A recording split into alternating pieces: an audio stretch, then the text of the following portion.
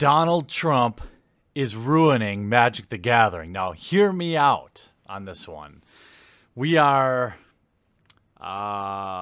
almost a year removed from the election, and the Magic Twitter sphere is as if it were still the day after it. And I understand the plight that some of these Magic personalities face because they may have used their Twitter account as a personal thing and then got involved with Wizards of the Coast. But just like we saw with Jemele Hill, once you work for a company or you're sponsored by a company, your social media sort of becomes an arm of that company. And in Wizards of the Coast's situation or scenario, I believe that they fully know this internally, and they don't care because everyone inside those walls who has the power agrees with what a lot of these nuts are saying.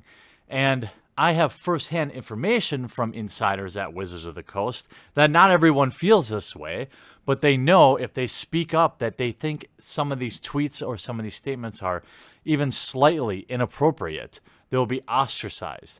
You don't need to look any further than me as someone who was dubbed some sort of Trump fanatic just because I happen to vote for the guy. And a lot of people use that against me to automatically disregard my opinion, my arguments, and to effectively ostracize me from the community. Now, there are a lot of other reasons I ended up in that position. Being a general poo stirrer on social media definitely didn't help. But here we are a year removed from the presidential election, and you can't escape the politics. Here's a normal path of a Magic player.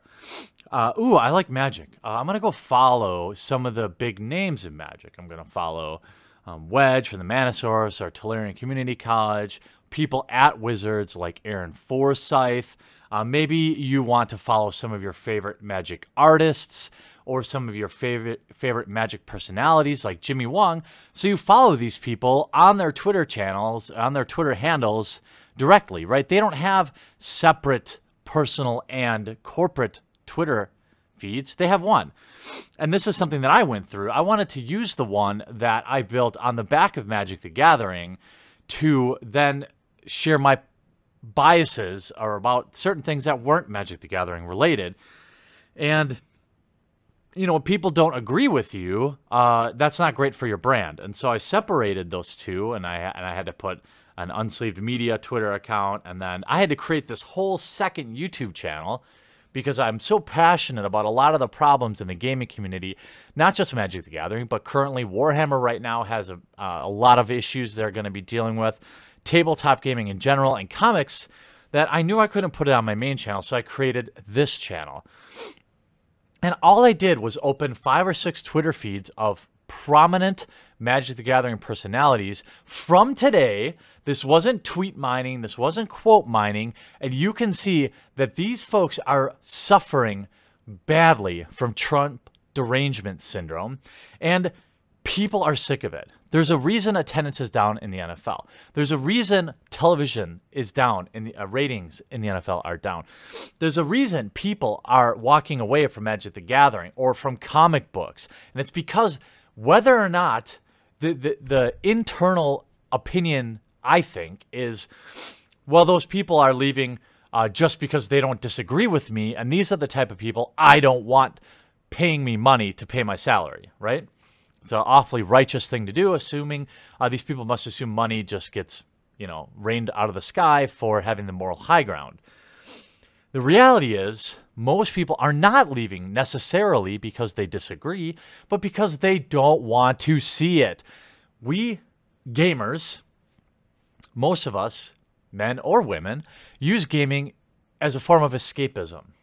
Our jobs wear us down. Our home life wears us down. Our family wears us down. Our mental illnesses wear us down. But we have our sanctuary, and whether that's Warhammer, Magic, DC Deck Builder, HeroScape, or Hero Realms, it doesn't matter what you play.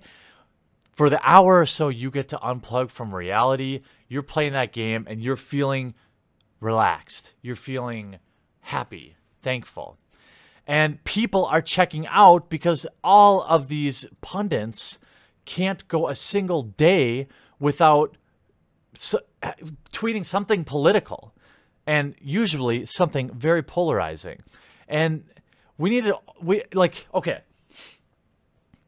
I pull up Aaron Forsyth, right? One of the biggest Magic. He's a senior design director, 35,000 followers. And again, the only reason anyone follows him is because he's the senior design director at Magic the Gathering. People don't follow him for their hot takes, right? He retweets something about Trump, and the very first response says, "Please don't be political. Me and every Magic player I know are Trump supporters and voters. Don't make me hate Magic." Like, this is a very genuine request. I mean, and then here we go, line in the sand. You and every other Magic player you know might be bad people. This conversation didn't need to happen, but when it does, now Mr. Michael Dolan doesn't have the greatest feeling about Magic anymore. And those that will agree, those that also suffer from Trump derangement syndrome, are always really quick to defend these political tweets by saying, well, a person has a right to be political. Hey, this is just their personal channel. Hey, free speech. And yes, you have free speech and you have every right to say, but this is stupid. The only reason people give a shit about what you have to say, Aaron Forsyth, is because of where you work. They don't care about your political opinions unless they agree with you, and you're only reaffirming them. Let's look at Wedge from the Mana Source today. Don't have to dig around long. He's very active on Twitter. I suppose that comes from having an enormous amount of free time in your life. I, of course, don't. Oh, I only have to search for Trump. Here we go. 1 hour ago. Literally replying to Donald Trump. How do you function on a daily basis? Like, how deranged do you have to be to, even reply to Donald Trump? I mean, you go to any tweet he has, and there is a litany of far left journalists who literally try to make a career responding to him. Is that who you want to be? Is that what you want on your Mana Source? 22.6 thousand followers. You want to be personally looking like you're a crazy person responding directly to Donald Trump? Here's 10 hours ago, two Trump tweets in one day. I actually laughed out loud at the airport. Oh my God, thank you. Oh, here's another one. At least I'm consistent. Oh, here's another one. You're such a tool. I mean, these are all today. And this is somebody who nobody cares about your opinion on politics. They care about you doing spoiler videos. Lazy screen grab spoiler videos. And you do them very well. Let's go to, it's a Magic artist. Oh, A.E. Marling. Okay, very famous. 16.5 thousand followers. Writes flavor text for Magic the Gathering. And he puts the Magic set hashtags. They use the game to build their pulpit. And then just look at his tweets today. Oh, first tweet, National Coming Out Day. Fine, who cares? Happy, congrats on being gay. There's some good Magic related. Oh, here we go. Gotta have another political tweet here. More political tweets. This is all today. Political tweets about more Russians. Political tweet. Signal boosting not only a terrible freestyle rap by Eminem, but one that is full of an aggressive, violent political message. Political tweet. Oh, he's literally retweeting Sean King.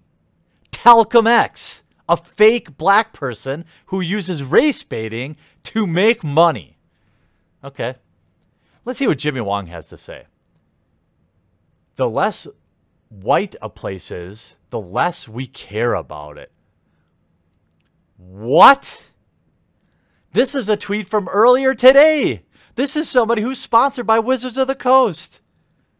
And he's factually incorrect about this because he's tweeting about Puerto Rico, which is something close to 80% white.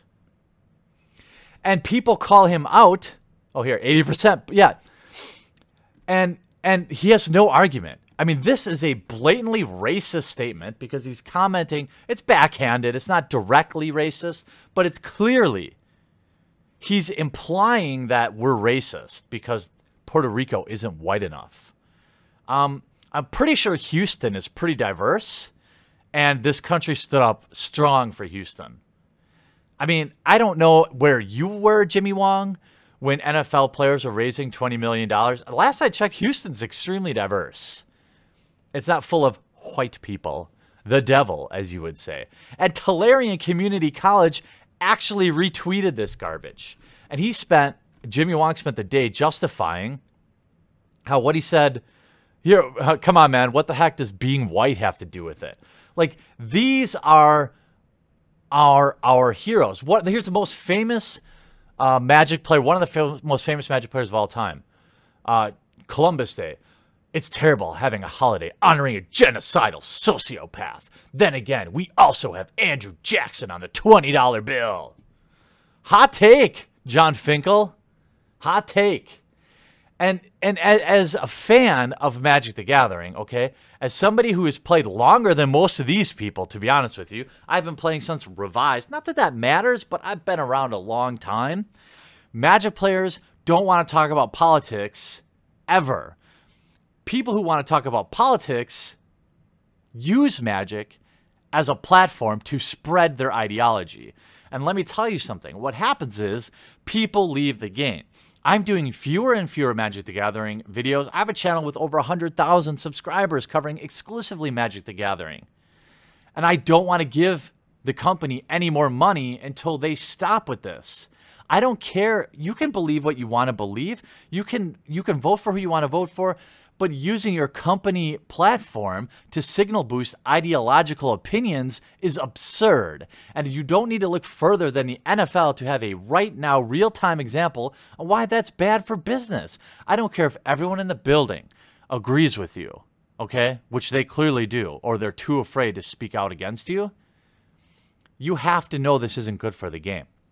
People that start by following people in Magic, they want to follow Magic players or people in the gaming community that they like, they didn't follow to get inundated with political ideology. They didn't follow to get indoctrinated. They wanted your take on the game they love. And everybody from the top to the bottom at Wizards of the Coast seems to be suffering from Trump derangement syndrome. And I just would love to see these sort of political tweets move off from their personal accounts or just go away, especially from WotC employees. Because people that don't want to see this stuff, they don't make a fuss like I do. They just leave. And I've stayed. I've stayed to fight. I've wanted to kill my Unsleeved Media channel so many times. But every time I do, I realize that I have to stay because there's literally no other voice of objection in the whole community. Everybody is in lockstep.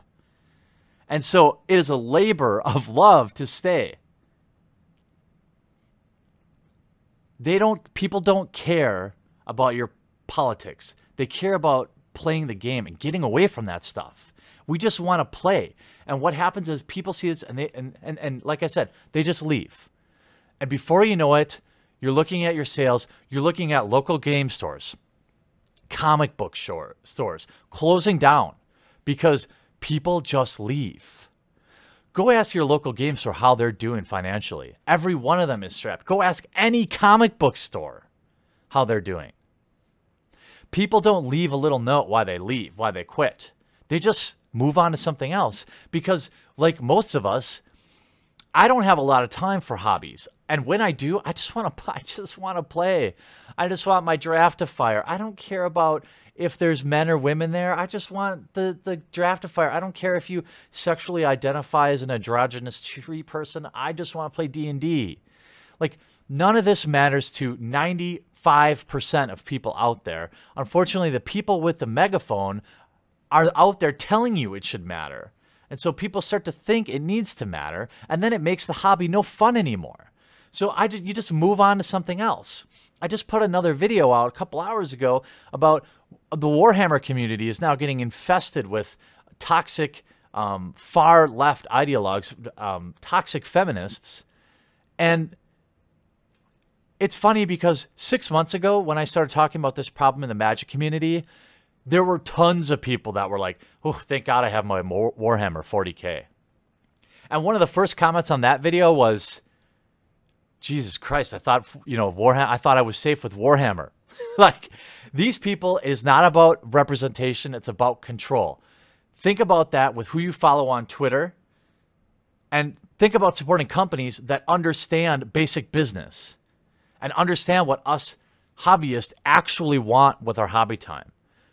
We don't want to discuss politics. We want to just have fun. So get the cure for toxic Trump derangement syndrome and delete your Twitter accounts or get rid of these political tweets. You're driving people away from the game, and this is going to have a long-term effect. You're being selfish.